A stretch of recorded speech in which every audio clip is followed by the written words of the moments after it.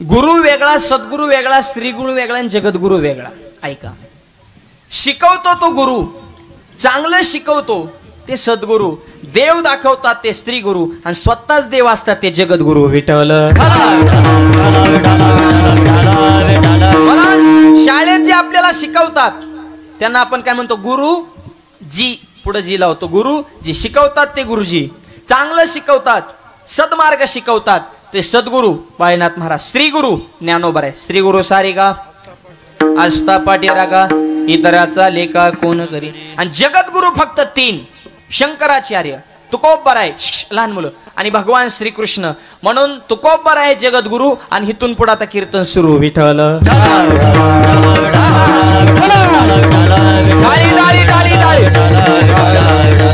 कीर्तनाचं महत्व सांगणारा अभंग आहे, कीर्तनाचा अधिकार सांगणारा अभंग आहे, कीर्तन भक्तीचं श्रेष्ठत्व सांगणारा अभंग आहे. अभंग मोठा आहे, 7 चरणाचा आहे. महाराज बार काय पण अभंग मोठा आहे.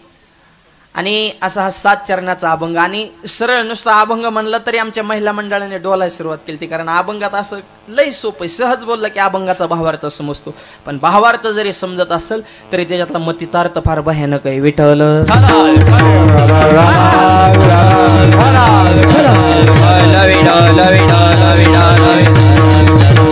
भक्तीचे प्रकार 9 नवविधा भक्ती त्याला म्हणतात. त्या 9विधा भक्तीपैकी कीर्तन ही एक प्रकारची भक्ती आहे. पण या कीर्तन भक्तीचं श्रेष्ठत्व सांगताना म्हणजे तुकोबाराय सांगतात, कलियुगामध्ये जर सगळ्यात सोपं साधन कोणते असं तुकोबाने विचारलं. तुकोबाने एकच सांगितलं, कलियुगा माझे करावे कीर्तन, तेने नारायण देईल भेट.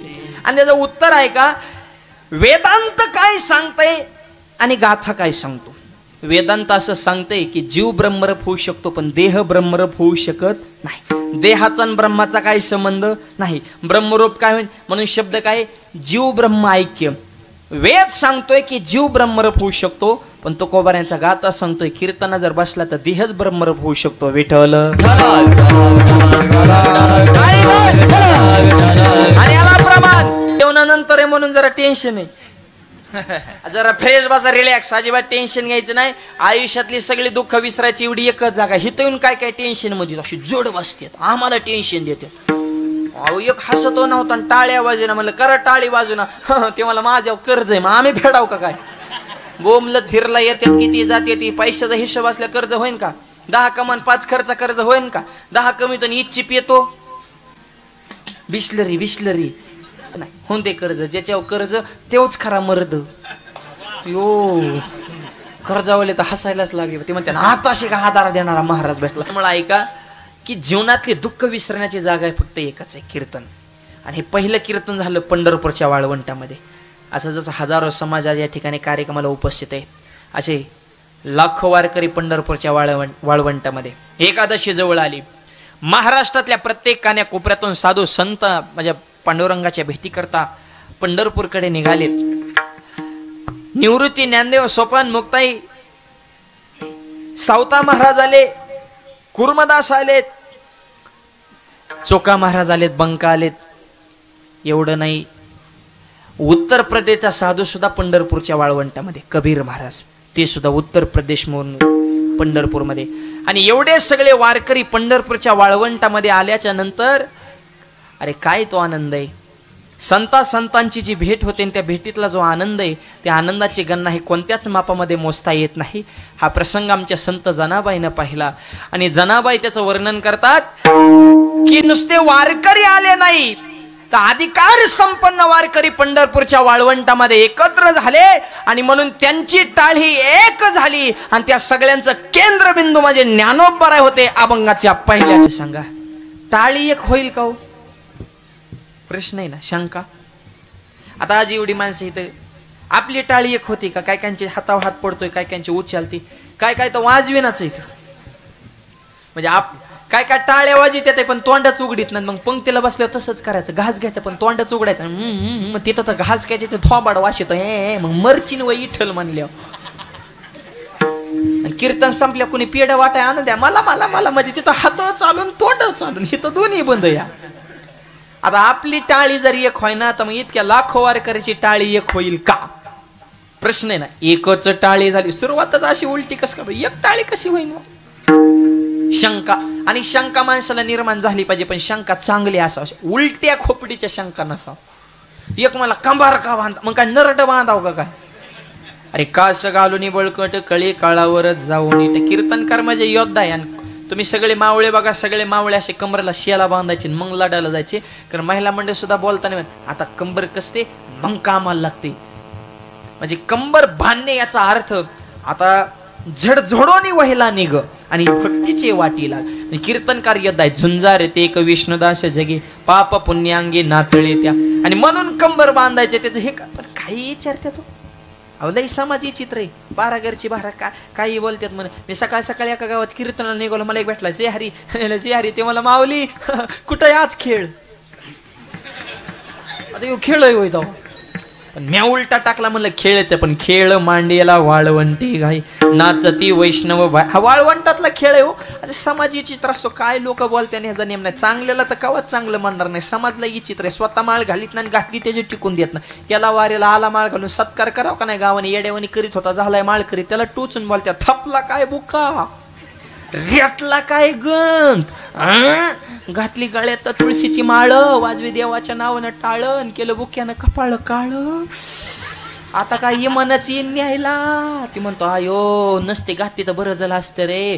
ती हिरीमध्ये पोहायला जातं ना, अशी उलटी बुडी घेतं माळ पाण्यातल्या पाण्यात सोडतं माळ. वर आले म्हणतो आयो पाहतनच गेली ना तो काढली. ती कानात गुतत होती पण तो उलट्या बुड्या घेऊ माळ काढली. समाज काय कोणाला चांगलं मानणार आहे का. लय समाजी चित्र. म्हणून तुकोबारे म्हणले तेजो नियाजन भक्ती करा. समाज का तुका म्हणे हसे जन नाही कान तये ठाई. आणि माऊलीने सुंदर प्रमाण दिलं. माऊली म्हणले बोलणारा बोलू द्या. तया कायचा गोपाळ पावे हरे, त्यांना काय देव मिळणार आहे का. आई वर आहे ते. एक मला हरिपटात नेमकं काय आहे बा तुझ्या आज्याचं चरित्र. आता काय हरिपटा सरळ हरिमुखी म्हणजे. एक मला जेवताना ताटाच्या कडेने पाणी का फिरवता, म्हणलं मुंगळा आत येऊ नये म्हणून त्याला सांगताच. एक मला तुकाराम महाराजा नेला इमान आलं तर इमान कुठं उतर तुझ्या बापाच्या वावरात. गरुडाला काय जागा लागत होती काय. एक मला तुमच्या देवाने चूक केली. म्हणलं पांडुरंगन हा लय मोठी चूक. म्हणलं का रे. मला पंढरपुरात धर्मपत्नी रुक्मिणी बायको असून जवळ का घेतलं नाही. रुक्मिणीला लांब. आता सगळे गेलेत पंढरपूरला, देवाच्या जवळ रुक्मिणी आहे का. लांब आहे का नाही 25. असं का रुक्मिणी महाग का. त्याने तडकाच लावला. रुक्मिणी महाग का, मला हलूनच दे ना.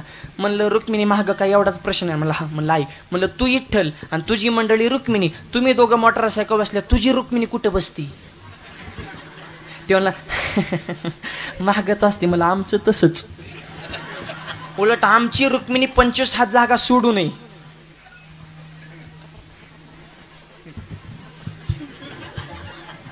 आताची आयो ड्रायव्हरच काळा ना कोण आहे. मागचं पुढं मुंडकं काढते. पुढच्याला हेल्मेट आणि मागच्याला मास्क. अरे पुढच्याचा जीव चालला गिर टाको टाको, त्याला पेट्रोलला पैसे नाही. धर्म रे राहिला नाही. अवघड आहे. शंका काही विचारतात लोक.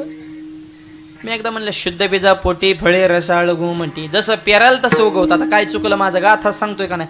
म्हणलं तुमचं चुकलंय. मला पेराल तसं उगवत नाही. म्हणलं का. मला मग शेंगदाणा पेरल्यावर टरफाला कुठून येतं त्याला.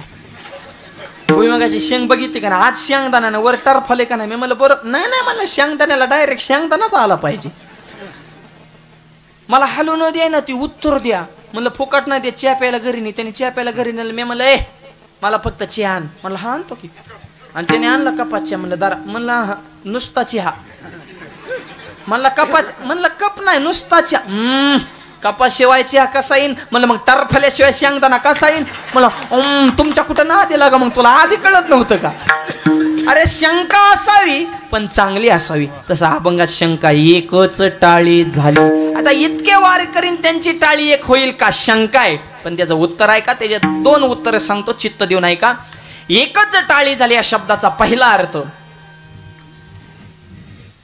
पंढरपूरमध्ये आलेले वारकरी सगळे संत मंडळी काही एका गावातले नव्हते. वेगवेगळ्या गावातले.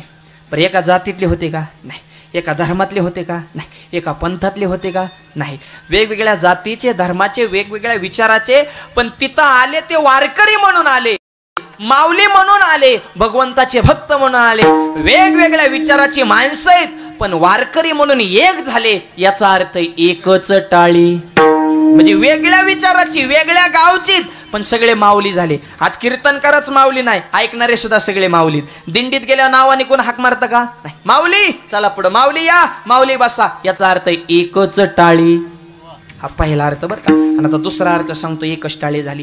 टाळी एका हाताने वाजती का? टाळीला हात किती लागतात? 2. 1 2. तसं एकच टाळी झाली याचा अर्थ एक हात म्हणजे देव आणि दुसरा हात म्हणजे संत. देव आणि संत एकत्र झाले म्हणून एकच टाळी. विडल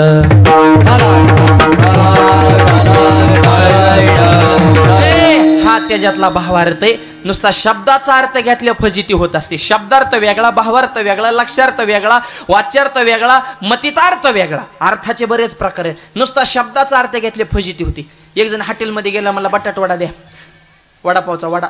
त्याने ती वडा घेतला आणि ती वरचं बेसनाचं काढायचं आणि आतलं बटाट खायचं. हॉटेल मालक म्हणलं येडे का काय? वरचं काढते ना आतलं खाते. त्याने विचारलं असं का करतं? मला त्याचं असं आहे, मी हाय आजारी, मगाशी गेलो तर डॉक्टरकडं आणि डॉक्टर मला म्हणले तुमची तब्येत ठीक नाही, त्याच्यामुळे तुम्ही बाहेरचं खात जाऊ नका. आता काय वडापाव काय आतला आहे का?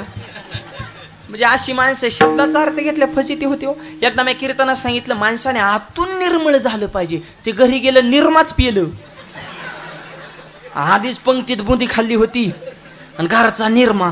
जेव्हा पोटात भांडणं लागली, मरणाची फजितीने मला फोन केला, हॅलो तुमचं ऐकून तर माणसं मारते. म्हणलं झालं काय? तुम्हीच सांगितलं आतून निर्मा. आता काय निर्मा प्यायला सांगितला का?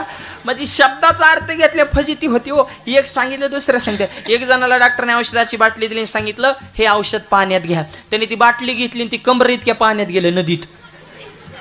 तिथून डॉक्टरला व्हिडिओ कॉल केला, मी पाण्यात औषध घेतलं, गुण कस काय? डॉक्टर म्हणले पाण्यात मिसळून गिर, तू देह कुठं पाण्यात नेतो? तसं शब्दाचा अर्थ घेतल्या फजिती. तशी एकच टाळी झाली याचा अर्थ देव आणि संत दोघेही पंढरपूरच्या वाळवंटामध्ये एकत्र झाले म्हणून देव संत एकत्र झाले. पण कुठं? चंद्रभागे वाळवंटे. आणि घडलं काय? माझा ज्ञानराज गोपाळा सेला या वाटी. आता परत आणखी प्रश्न आहे. लाह्या वाटणं म्हणजे तू म्हणता हे काल्याचं कीर्तन आहे का? नाही, काल्याचं कीर्तन आहे. लाह्या वाटण्याची परंपरा अत्यंत पुरातन आहे. अजूनही तुम्ही उमरगा, लोहारा, उस्मानाबाद जिल्ह्यामध्ये, सोलापूर, कर्नाटकच्या बाँड्रीवर त्या भागात कीर्तनाला गेल्यानंतर तुम्हाला प्रथा असेल, कीर्तन संपल्यावर कीर्तनकार व्यासपीठावर बसतात आणि पंढरपूरवरून आणलेला लाह्याचा प्रसाद त्यांच्याकडे असतो. सगळी माणसं कीर्तनकाराच्या पाया पडायला येतात. हे अजूनही परंपरा आहे. कधी त्या भागात गेल्यावर पहा. आणि कीर्तन झाल्याच्या नंतर लाह्याचा प्रसाद कीर्तनकार सगळ्या भाविकांना देतात. याचा अर्थ तो प्रसाद आहे. माझा ज्ञानराज गोपाळा सेला या वाटी. आणि ही 700 वर्षाची परंपरा ती ज्ञानोबाने सुरू केली. काळानुसार त्याच्यात बदल झाला. काल्याचं कीर्तन नाही, संध्याकाळचंच कीर्तन आहे, पण तो प्रसाद आहे. म्हणून माझा ज्ञानराज गोपाळा सेला या वाटी. परत आणखी प्रश्न, तिथं गोपाळ होते का? गोपाळ होते का? नाही. तिथं कोण आहेत? वारकरी. मग गोपाळ शब्द का टाकला? त्याचं उत्तर आहे का, राम अवतारातली जी वानर आहेत ते कृष्ण अवतारात गोपाळ झाले आणि कृष्ण अवतारातले गोपाळ पांडुरंगाच्या अवतारात वारकरी झाले. म्हणून गोपाळ म्हणलं काय आणि वारकरी म्हणलं काय, तिथं भेद निर्माण होत नाही. म्हणून गोपाळाशी लाह्या वाटी. विठ्ठल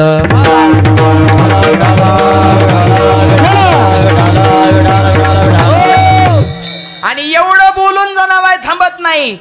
तर माझा ज्ञानराज, ज्ञानोबांना शब्द काय टाकलाय? माझा. तुम्हाला एकतर देव तरी माझा वाटावा किंवा संत तरी माझी वाटावे. आपल्या सगळ्या संतांना ज्ञानोबा माझे वाटले, पण आमच्या जनाबाई सुद्धा माझा म्हणता. तो ज्ञानोबाने सगळ्यांनीच माझं म्हटलं. कृपाळू उदार माझा ज्ञानेश्वर. कृपाळू उदार आहे पण माझा आहे ज्ञानेश्वर. तया नमस्कार वारंवार. नाथ महाराज सुद्धा म्हणतात माझा. संतांना माझं म्हणावं, संसाराला माझं म्हणण्यात काहीच उपयोग नाही. लय माझं म्हणत होती, कोरोनात पॅक झाली. ज्यांना माझं म्हणत होती त्यांनी लांबून चपात्या फेकले. हन खिडकीतून बायको बघायच्या, झोपल्यात का मग झोपून द्या. त्याच्याचं काय? माझे माझे म्हणून व्यर्थ गेला. संसाराला माझं म्हणण्यात मजा नाही. धन माझं म्हणायचंय तर एक तर देवाला म्हणा किंवा संत. माझा ज्ञानराज गोपाळा सेला या वाटी. आता लाह्या वाटल्या, प्रसाद ग्रहण झाला, सगळे संत मंडळी बसले आणि मग ठरलं की बाबा आता कीर्तन करायचंय. पण ऐकावर का, समान ताकदीचे जर पहिलवान असतील तर कुस्ती व्हायचं जरा जड जात. पंचाला सुद्धा टेन्शन येतं, काय निर्णय द्यायचा, कुस्ती कोणा. बरं आता हिथं आलेले वारकरी संत साधू काय कमी दर्जाचे आहेत का? कीर्तन करायला सगळे योग्य पात्र त्याचे ज्ञानोबा आहे काय कमी अधिकार आहे? रेडा वेद बोलतोय, पैठण मध्ये ठेवला विडा, ज्ञानोबा आहे तुम्ही बोलवा रेडा, ज्ञानोबा आहे म्हणले मी बोलवतो रेडा, पण निवृत्ती दादा तुम्ही फक्त आज्ञा सोडा. मुक्ताबाई म्हणली ज्ञाना तुझ्या तोंडात पडो पेडा. अरे ऋग्वेद बोलला रेडा तेव्हा पंडित झाला येडा. आणि फुकाच्या टाळ्या जरा जोरात वाजवा, टाळ्याला काय टोल ना काय का काय? आम्ही इतक्या लांबून येऊन जीव काढायचा, टाळ्या सुद्धा असे टाळी तरी जोरात वाजवा. विठ्ठल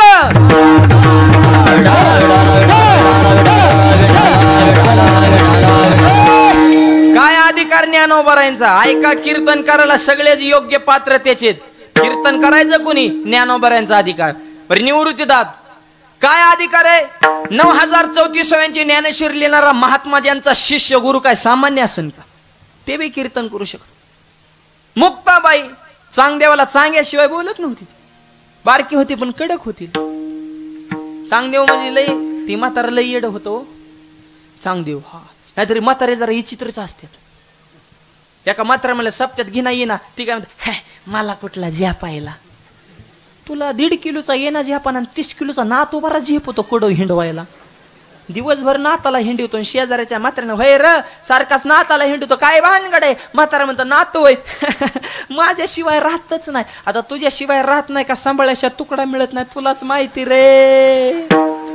लय म्हातारी बी आगाव झाले ते. तसं म्हातारा ती चांगदेव विचित्र होतं. 1400 वर्ष यमाला फसवीत होतं. ती माणसाला काय मोजीत होतं काय? तेव्हा हातात होता नाग आणि बसाय होता वाघ.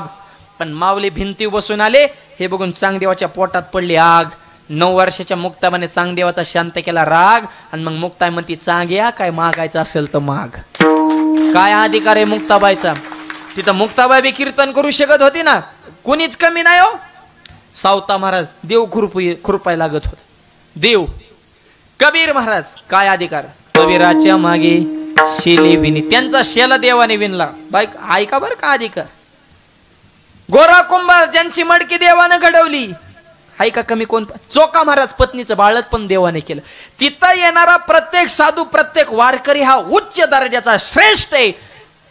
मग अशा श्रेष्ठ मंडळीमध्ये कीर्तन कोणी करायचं प्रश्न पडले. सगळ्यांनी मिटिंग घेतली. ज्ञानोबारांकडे प्रस्ताव म्हणला माऊली आज कीर्तन कुणाचं करायचं?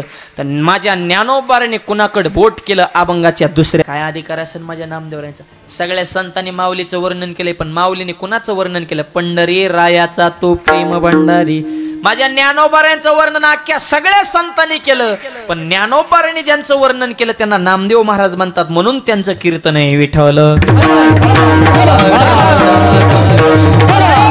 6 वर्षाचं वय म्हणजे काय कळतं मला सांगा ना पोराला? पहिलीतलं पोरग, आताची पोरं किती विचित्रितो, काय कळतं का त्यांना? काहीच नाही. आणि कोरोनात तर इतके आगाव झालेत पोरं, आया आया आया नावच काढून. पहिलीतलं पोरग होतं गाणगाण शिव्या देत होतं. शेजाऱ्याने सांगायला पोराला शिकेव चांगलं काहीतरी गाणगाण शिव्या. आई म्हणली ग बस, लहान आहे म्हणून देत आहे गाणगाण शिव्या, मोठं झाल्यावर देईन की चांगल्या चांगल्या शिव्या. आता काय आईन काय संस्कार पर पटांगण झाले. एका पोराला म्हणलं कोरोना, ते मला कोरोना जाऊच नाही. कस काय? म्हणलं लय माझ्या. म्हणलं कस काय? म्हणलं गेल्या वर्षी माझी मम्मी मला म्हणायची ठेवते मोबाईल बाजूला आणि बस अभ्यासाला, आणि ह्या वर्षी म्हणते घेते मोबाईल आणि बस अभ्यासाला. क्लास ऑनलाईन आहे ना, आणि ती क्लासच्या नावाखाली मोबाईल घेते आणि त्याच्यात गेम खेळत बसते. पोरं तरी कुठं सुतात राहिले. ते कोरोनामध्ये सरांना थोडी विश्रांती भेटली असेल जरा. ही 12 घरची 12 सांभाळायचं लय अवघड आहे हो, लय अवघड आहे. पोरं म्हणजे लय विचित्र असतात. मग एका गुरुजीने हॉट पाटे पाटे दो बिंदू का पडतेत, दो बिंदू दैवार काय पडतेत ते बरं मला. त्याचं असं आहे पृथ्वी स्वतःभोवती फिरती आणि मग ती लई फिरते, फिरता फिरता तिला घाम येतो म्हणून ती पडतात. हे उत्तर रे वय त्याचं. म्हणजे कुठलं कुठं जोडायचं म्हणलं लई चित्र. गणिताचा क्लास चालून गुरुजीने हॉट म्हणले तुला वजाबाकी शिकवायची. म्हणले ठीक आहे. म्हणले 5 मधून 5 केले किती ते मला काय माहित. इतकं सोपं आहे ना वय? नाही म्हणले अजून सोपं करून सांगा. मग गुरुजीने लई सोपं उदाहरण दिलं. तुझ्या डब्यात आईने किती चपाती दिलेत? म्हणले 2. मग 2तल्या 2 चपात्या तो खाल्ल्या, खाली काय राहिलं? ते मला भात. आता काय तुका म्हणे आईशी बुद्धी ज्याची जडण त्याहून दगड बरे देवा. दगडापेक्षा काय काय पोरांची बुद्धी जडे. काय गुरुजी तरी त्यांना शिकवते, किती शिकवलं त्यांना जर कळतच नसेल. अहो लय अवघड आहे म्हणे. बारकाली पोरं आम्हाला बोलून देत नाही. तुमचे लय चांगलेत आहे, गप बसलेत आहे पुढं. पोरं लय एक कालवा करायचं म्हणलं ग बस. ते माझ्या वेळेला मला तूच ग बस. आम्हाला कीर्तन म्हणला मी करतो दे का बरं. मी मला विचार ते मला अशी कोणती गोष्ट ती वडल्यावर बारीक होती. आता म्हणलं लबर जर वडली तर ती मोठी होती, दावा वाढल्यावर मोठं होतंय. आता वडल्यावर बारीक होती मला नाही येत. ते मला किती सोपं आहे बिडी.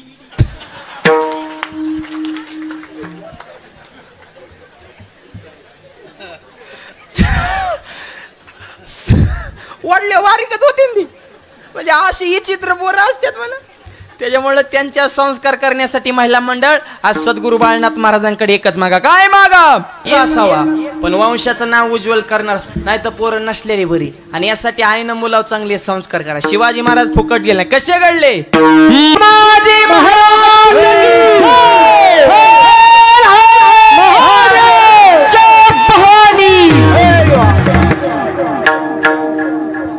या राष्ट्रातली आपण माणसं, अशा वजनदार राष्ट्रातली माणसं आहेत. ही काय 500 घेऊन मतदान करणार आहेत का. चांगली शिळी घ्यायची म्हणलं तरी 12,000 लागतात. बैल 1 लाखाला आहे. काटेवाडी घोडा 3 लाखाच्या पुढे. पण माणूस 500ला मिळतो शेवटच्या रात्रीला बर का. म्हणजे आपल्यापेक्षा बैल मोठी तो. वजनदार राष्ट्रातली माणसं छत्रपतींच्या विचार सुद्धा उच्च ठेवा. विठ्ठल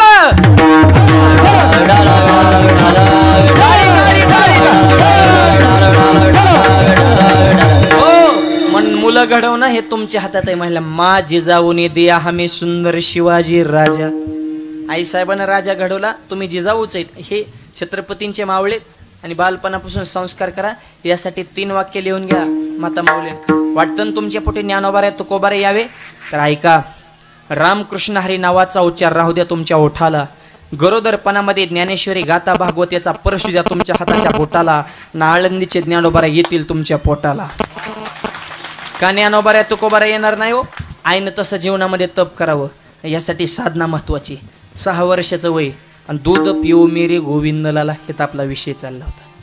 उगच नामदेवरांचं कीर्तन सगळ्यांनी फायनल केलं का. बरं माऊलीनी प्रस्ताव मांडल्यावर त्याच्यावर बाकीचे आता ही सगळे आपण दूध संघ सगळे त्याला वाचक सूचक अनुमोदक लय असतं मीटिंग मध्ये कुठं ना. मग परत विचारलं कबीर महाराजांना तुमचं काय म्हणणं. म्हणजे माझं काय फायनल. सावता महाराजांनी तुमचं. माऊलीने सांगितलं काय डोकं लावायचं फायनल करून. कबीर महाराज म्हणले फायनल नामदेवरायांचंच कीर्तन. नामदेव कीर्तन. आणि ऐका बरं का वारकरी संप्रदायातले आद्य कीर्तनकार म्हणजे नामदेव महाराज. त्याच्या अगोदर कीर्तन होते. जगातले पहिले कीर्तनकार नारद आहेत बरं का. म्हणून माणसं काय म्हणतात ही कुणाची गादी. नारदाची गादी. पहिले कीर्तनकार नारद. पण नारदाचं कीर्तन असं असायचं फक्त कीर्तनकार उभे असायचे बाकीचे सगळे बसून असायचे टाळकऱ्या सकट. पण नामदेवरायांचं कीर्तन असं की कीर्तनकारही उभं राहणार, टाळकऱ्याने उभं राहावं आणि श्रोते सज्जनाने त्याचा लाभ घ्यावा. म्हणजे वारकरी संप्रदायातले आद्य कीर्तनकार टाळकऱ्याने उभं राहावं, कीर्तनकाराने उभं राहावं ही पहिली परंपरा ज्यांनी सुरू केली ते नामदेव महाराज. विठ्ठल.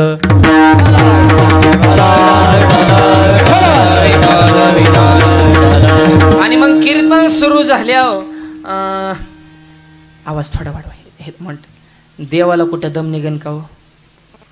मग पुढे ऐका ना. पुढे नाचे पांडुरंग. देवाला विठेव दम निघाना. देवाने विठेवनं उडी टाकली मायबाप. आणि विठेवनं उडी टाकली आणि 5 महाद्वार ओलांडून देव मायबाप नाचायला आले वाळवंटामध्ये. 5 महाद्वार आहेत. कधी गेले पंढरपूरला तर बघा नामदेव पारीपासून देवापर्यंत 5 द्वार आहेत. नामदेव पारीपाशी पहिला दरवाजा, गणेश दरवाजा 2, जय विजय उभे 3, चांदीचा दरवाजा 4 आणि महापूजा करताना पडदा टाकतात ही 5 महाद्वार ओलांडून देवाने कीर्तनात नाचायला सुरुवात. पुढे नाचे पांडुरंग. नाचलं पाहिजे हो. कीर्तनात नाचलं पाहिजे. आताची नाचत येत वाजी हो. लय अवघड झाले. 12:30 लग्न 2:30 वाजले तरी पेताडा नाचत येतच हो. डीजे पुढं अजून एक गाणं होऊन द्या. नवरदेव भांबावलेला असतो, मारणाची पेलेली असते काळाच्याच. अजून एक गाणं होऊन द्या. घोडा उदाळा नवरदेवच घेऊन गेला. ते व्हॉट्सअपला बघितलं का नाही ते आमच्याकडे श्रीगोंद्याला नवरदेवच निघाला घोड्याने. 3 किलोमीटरवर येड्या बाबळीत पडला होता नवरदेव. काय ते गाणी काय लोकाला कळानाच हो. त्याला नवरदेवच त्याने तिकडे येड्या बावळीत पडलं होतं. ती फार असला अवघड झालंय. अरे नाचलं टाळ घे ना. ते मला मी सायन्सला आहे. मग तू असं शिकवतो तरी काय बा नेमकं सायन्सला, म्हणजे तू टाळ घ्यायची तुला लाज वाटते बुवा. एक म्हणलं मी हे संप्रदाय फिंप्रदाय हे बोहळ्या माणसाची काम आहेत म्हणलं, आपल्याला तसलं जमत नाही म्हणलं. का मला 3 भाषा येतात म्हणलं. कोणत्या कोणत्या? मला मराठी, हिंदी, इंग्रजी. मूर्ख आहे म्हणलं तू, तुला 3 येतात ज्ञान, तुला 3 येतात वजन हाणतो. इथं 56 नाहीत, 56 भाषेचा केला शे. आणि तो म्हणता हे खरं आहे का? याला एकच प्रमाण सांगतो, आम्ही लटके न बोलू. आणि जे लटके बोलतील त्यांचे पूर्वज नरका जाती नामदेवराय म्हणते. मी सांगतोय की खरंच आहेत. 56 भाषेचा केला शे गौरव. काय अधिकार असेल? त्याच्यामुळे संप्रदाय म्हणजे काय असं कुणाचं काम नाही. तू ही तुका म्हणे होता ठेवा तो या भावा सापडले. हे टाळ कुणी वाजवित नाही, कीर्तन कुणी करत नाही, ऐकायला कुणी येत नाही. जन्मोजन्मी आम्ही बहुपुण्य केले तेव्हा विठ्ठली कृपा केले. परमार्थ कुणी करत नाही. दारू कुणी पिन, बिड्या कुणी फुकीन. परमार्थ करायला त्याला रक्तात आणि त्याला आई वडिलाचे आशीर्वाद साधू संतांची कृपाच असावं लागते. कोण परमार्थ करीत नाही.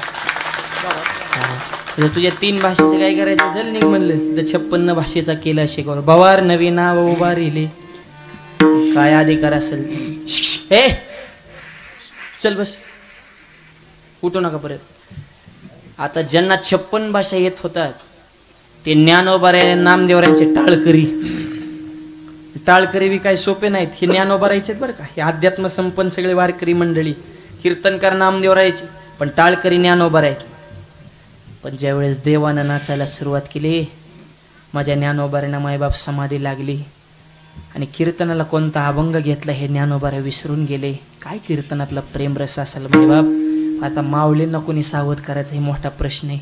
कारण 16व्या वर्षी ज्ञानेश्वरी जगाला दान, चांगदेव 65, अमृत अनुभव, हरिपाटे, पसायदाना एवढं विश्व माझ्या ज्ञानोबाराने इतक्या कमी वयामध्ये निर्माण केलं. त्या ज्ञानोबारांना अभंग बोलाय सांगायचं म्हणजे काय सोपा खेळ आहे काय? जे रेडा वेद बोलवते त्यांना म्हणायचंय अभंग बोला, हे कुणाचं काम नाही.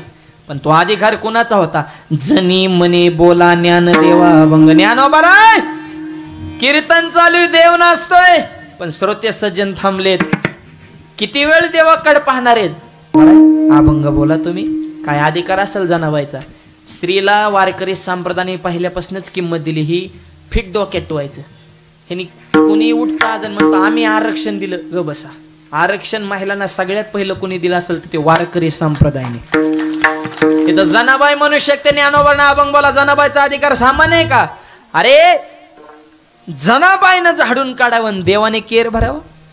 झाड लोट करी जनीन केर भरी चक्र पाणी. काय अधिकार असेल जनाबाईचा? मग कीर्तन आल्या सगळ्या माता म्हणले तुम्ही जनाबाईच आहेत. अरे जनाबाईने शिवेली द्या तरी देव दळायला आला. आपण गणगोळ्या उघळूघुळ बारीक केल्या सपनात येईना. शिव्या दिल्या तरी दळायला आला होता. आणि जात्या देव दळायला बसला. मायबाप दळणारे सुंदर आहे, जातो सुंदर आहे, जे दळायला ते सुद्धा सुंदर आहे. काय ते ओव्यान काय प्रेम. आता जातच राहिलं नाही. आता चक्की गिरण पूर्वी महिला दळायची, आता गडीच दळतो. डबा खाली मी दळाय निघालो. असे पिठात गुतून काय काय जॅम होते. लय अवघड झाले. काळ बदला, सगळं बदल होत. जनाबाईचा अधिकार कमी. जनी बनेन बोला ज्ञान देवा अभंग. म्हणून कीर्तनात आलेल्या सगळ्या माता म्हणजे तुम्ही जनाबाईच आहेत. त्याच्यामुळे स्त्रीला कमी लिखू नका, मुलीला कमी समजायचं नाही. सगळ्या क्षेत्रात मुली टॉपला आहेत.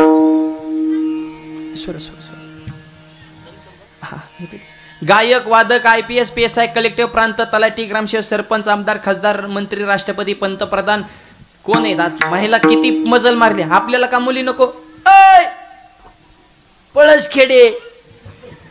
म्हणून मुलाला आणि मुलीला समान किंमत आहे. उलट मुलगी जेवढी बापाची इज्जत जपती तेवढा पोरगा कवा जपत नाही. घरात पाहून आलं चहाला दूध नसू द्या, मुलाला दूध आणायला वा. 5 रुपयाचा ठोकळा पोरगी मुठीत दाबते, फुलपत्र वणीच्या खाली जागते, मागच्या दारून जाती, दूध आणते, चहा पाजून पाहुणा रिटर्न. आयला टेन्शन नाही. मुलीची क्वालिटी. पोराला बरं दुधा नाही, ती जातच नाही, नुसतं हात पाया. आणि मग मला चॉकलेटला 2 रुपये. मग म्हणजे 5चं दूध किती वर गेलं? 7 वर. ह्याला 2 रुपये बोनस चॉकलेटला. बरं जाताना गप मरत नाही, मागल्या दरवाजात नाही, पाहुण्या पुण्य जाणार. पाहुण्या पुण्य गप मरत नाही. दोन्ही ठोकळं तांब्यात टाकून पाहुण्या पुण्य झाले तर दूध आणाय निघालो. अरे तो काय व्याजातला खुळखुळा वाजवतो का काय? नुसता बोबाटाच कसा करतो रे तू? बापाची इज्जत पिज्जत काय ठेवतो का नाही? ही अशी पोरं येडमट असते. बुटाने झानतात म्हातारा कोणी. मुक्ताबाई मीराबाई सारखी मुक्ताबाई सारखी कन्या आपल्या पोटी असावी यासाठी विचार उच्च ठेवा. कीर्तना सगळी मुलं आणि मुली अख्खं कीर्तन विसरा पण 2 वाक्य चित्त देऊन ऐकायला. धर्म टिकवायचा असेल तर शाळा शिका, नोकरी करा, पैसा कमाईश करा, पण 2 वाक्याला कधी तडा जाऊन देऊ नका. लक्ष्मी सारख्या आईच्या डोळ्यामध्ये पाणी येईल असं वर्तन कधी करू नका आणि भगवंतासारख्या बापाची मान समाजामध्ये खाली वेळ असं पाऊल कधी टाकू नका. जैसी मीरा मुक्ताबाई अच्छा मीराबाई मुक्ताबाई सारखे रत्न हे मुलींनी सुद्धा धर्म सांभाळला पाहिजे. कारण भारतासारखी संस्कृती नाही. सैन्य कसं असावं चीनकडून शिकावं, तंत्रज्ञान कसं असावं जपानकडून शिकावं, धूर्तपणा कसा असावा अमेरिकेकडून शिकावा, कपटीपणा कसा असावा इंग्लंडकडून शिकावा आणि संस्कृती कशी असावी माझ्या भारताकडून शिकावी. अरे चल जगात कुणाच्या देशाची काय खासियत असेल आम्हाला काय करायचं, पण आमच्या देशाचं वैशिष्ट्य आमची संस्कृती आणि ते जपण्यासाठी सप्ताह आहे. विठ्ठल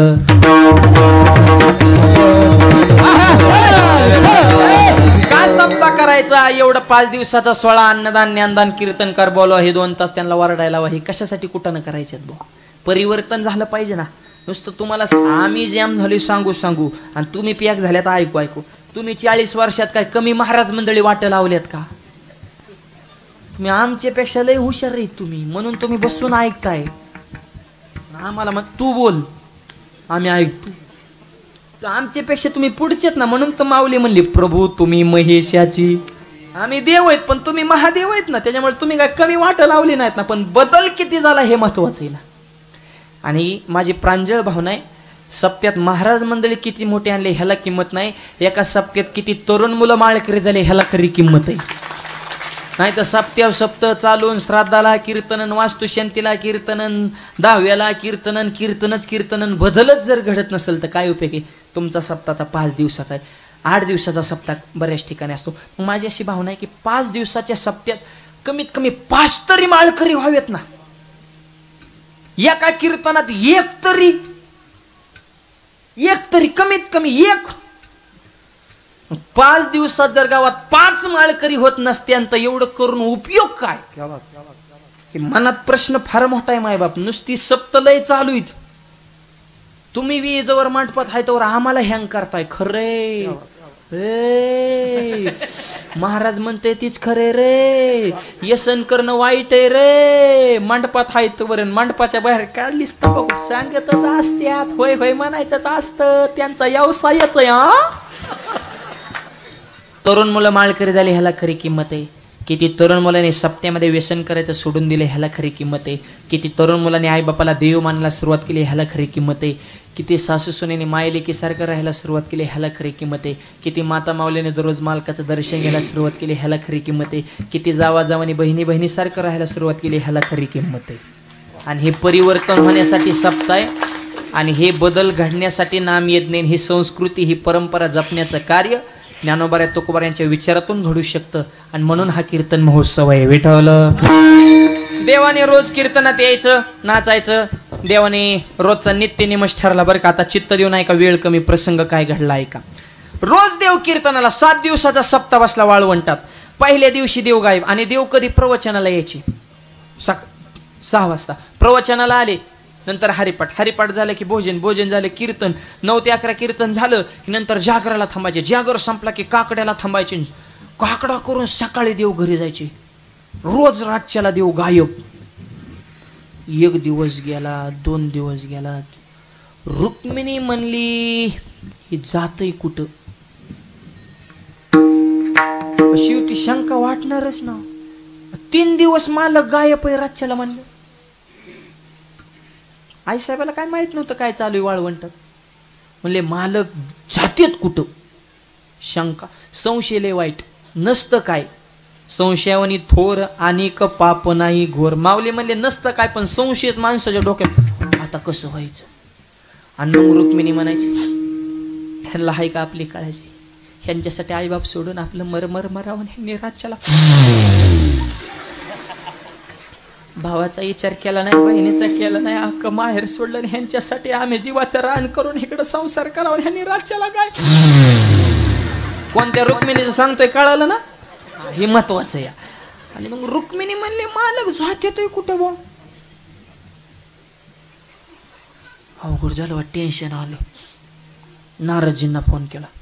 हॅलो जय हरी. नारद म्हणले इकडे या. म्हणले पहिलं इकडे या. फोन इकडे जमवाय तू आता चल. दलाल चित्र असतात लग्न जमवणार. मुलींनी जरा सावध व्हा, नाही तर ही मधली कुठं लग्न जमवत्या.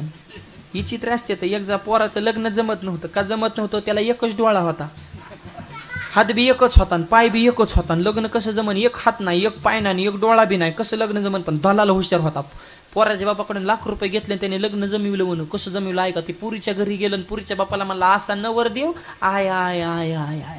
तेव्हा असं हितलं बघतच नाही, तेव्हा दूरदृष्टीचं पाहतो. आता दूरदृष्टी म्हणजे त्याला एकच डोळा, एकच डोळा. आणि मग पुरीचा बाप म्हणला त्याचे अजून काय वैशिष्ट्य? मला एक हाती कारभार, दुसरा हातच नव्हता. आणि म्हणलं त्याचं वैशिष्ट्य, एकदा पुढं टाकलेलं पाऊल महागच. अरे लंगडच होत ते, केलं का नाही पुरीचं वाटोळ असली शब्द टाकून. अशी ही चित्र असते दला. तसं नाराज इकडे या म्हणले. पहिलं कुटाणा झालाय म्हणले. 3 दिवस झाले देवराजच्याला इथं घरात थांबा नाही. जात्यात कुठं मालक? नारदजी आले. आता खरं सांगा, नारद पेटवाय हुशार आहे का मिटवाय? पेटवायलाच हुशार आहे नारदजी म्हणले त्याचं असं आहे, देवाला लागले येड. हो कोणाचं? म्हणले त्यांना लागले वैष्णवांचं वेड. आता वैष्णव म्हणजे कोण हे आई साहेबाला माहित नव्हतं. त्यांना वाटलं वैष्णव नावाची एखादी महिलाच आहे. म्हणले त्यांचं वेड लागले, मग माझ्यापेक्षा सुंदर आहेत काय? नारद म्हणले आई साहेब तुम्ही फक्त सुंदर आहेत, पण वैष्णव सर्वांगाने सुंदर आहेत. ते आतूनही सुंदर आहेत, ते बाहेरूनही सुंदर आहेत. आणि म्हणले मग हे वैष्णव कसले ते मला बघायचे. म्हणले ते इकडे येणार नाही, तुम्हाला तिकडे जावं लागेल. म्हणले कुठे? इथं वाळवंटा. आणि मग 4था दिवस सप्त्याचा. देवाने विठेवनं उडी टाकली. आणि मग कीर्तन सुरू झालं. आणि देवाने कीर्तनामध्ये नाचायला सुरुवात केली. आई साहेबांनी वाळवंटाकडे प्रस्थान केले. नारदजी सोबत आहे. आणि देव मंडपामध्ये पोहोचलाय. आणि कीर्तनामध्ये काय घडलाय का? काय झाले म्हणून दचकले जग जेठी. आणि काय झालं म्हणून देव दचकले. आणि पाहता तर पितांबर खाली सरकले. फिट गाठ. आणि मग आई साहेबांचा जीव जरा म्हणजे आता बरं झालं रे. आणि मग आई साहेब देवाला म्हणतात, देवा हे वैष्णव आहेत, ह्यांचं वेळ तुम्हाला लागलं. हे जर अगोदर सांगितलं असतं तर तुमच्या आधी मीच कीर्तनाला आले असते. कीर्तन भक्तीचं श्रेष्ठत्व आहे. देवाची फजिती आमच्या जनाबाईने लिहावी. वर्णन कुणी कर ना देवाचं. देव लय सुंदर आहे, लय छान आहे. वर्णन कुणी करेल, पण देवाची आता ही फजितीच आहे ना. पितांबर गाळला म्हणजे काय वर्णन आहे का हो? पण देवाची फजिती लिहिण्याची ताकद आमच्या संतांमध्ये. आणि अख्खं जग देवासाठी देह विसरते, पण देव जिथं आल्यावर देहभान विसरून असतो त्याला कीर्तन म्हणतात. विठ्ठल